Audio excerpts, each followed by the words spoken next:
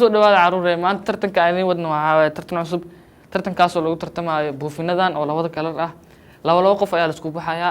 qofkii oo ugu hub oo kulli bajiya oo kalarkiisa oo bajiya ayaa guuleystay marka waxa tartamaya Maxamed Xamza Muhammad Nabil iyo Iyad taawasho wacan haatan ciyaarteena koowaad waxa dhili doona Xamza iyo Nabil bilaa markii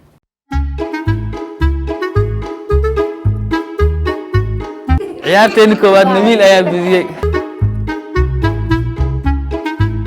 ciyaarteena labaad waxa dhili doona Iyad iyo Muhammad bilaa markii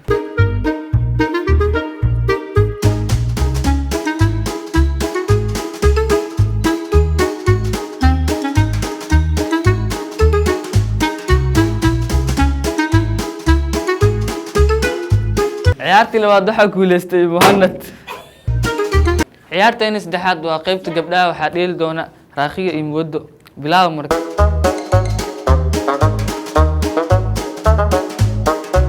ciyaartii saddexaad oo gabdhaha waxa bidiyay Muwado ciyaartii afraad ee qaybta gabdhaha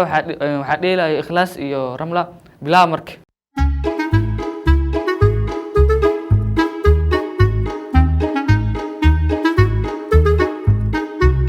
labadooda bareejo ay galeen isku maray bujiyeen labada xab buufinka tartankeena halaas ayuu ku egyaa oo buufinada ku dheelayna waxaan leeyahay inta tartanka ku kulmi doona sidaas iyo nabadgelyo